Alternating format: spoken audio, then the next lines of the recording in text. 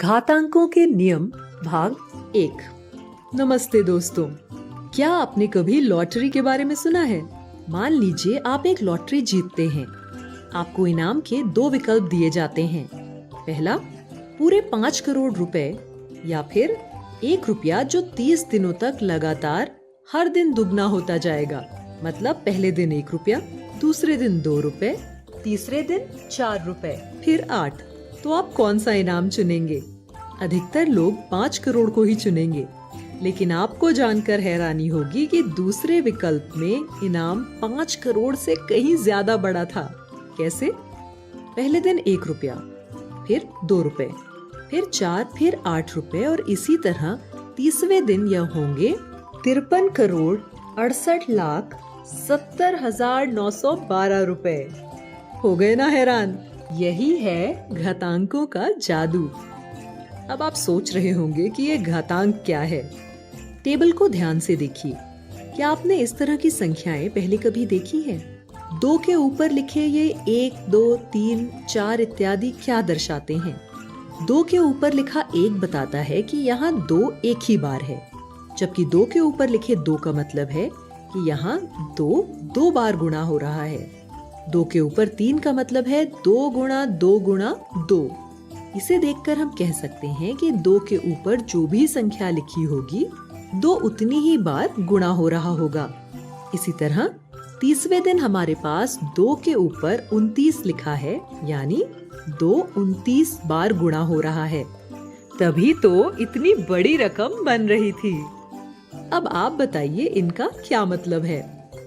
इसका मतलब है यहाँ 7 3 बार और A 4 बार गुणा होगा। इन सभी में नीचे लिखी संख्याओं को आधार या बेस कहते हैं और ऊपर लिखी संख्याएं घात कहलाती हैं। इन्हें पढ़ते हैं 7 की घात 3 और A की घात 4। घात में दिए गए अंक ही घातांक या एक्सपोनेंट्स कहलाते हैं।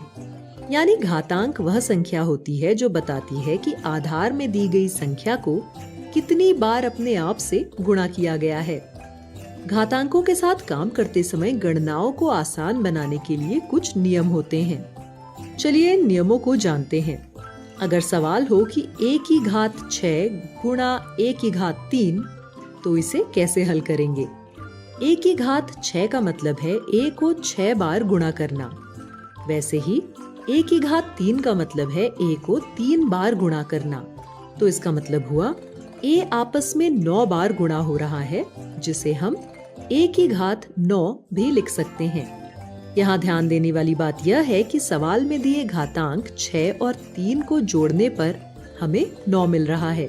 यानी अगर आधार समान हो और संख्याएं आपस में गुणा हो रही हो, तो उनकी घातों को आपस में जोड़ दिया जाता है। A की घात m गुणा A की घात n बराबर होगा A की घात m जोड़ n। ये हमारा पहला नियम है। वही दूसरा नियम कहता है कि अगर आधार समान हो और संख्याएं आपस में भाग हो रही हो, तो उनकी घातों को आपस में घटाया जाता है।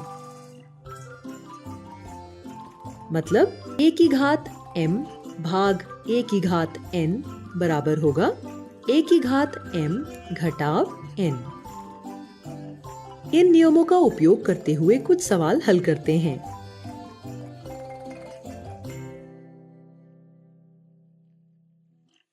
यहाँ ध्यान रखने की बात यह है कि गुणा या भाग करते हुए घातांकों को तभी जोड़ा या घटाया जाता है जब उनके आधार समान हो। यहाँ 5 की घात 0 का क्या मतलब है? 5 की घात 3 को 5 की घात 3 से भाग देने पर उत्तर 1 मिलता है। इसका मतलब है 5 की घात 0 1 के बराबर है।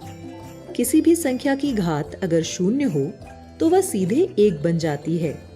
यही हमारा तीसरा नियम है। इस टेबल में भी पहले दिन में 2 की घात 0 1 के बराबर था। तो इस वीडियो में हमने घातांकों के 3 नियम जाने। बाकी के 4 नियम हम अगले वीडियो में जानेंगे।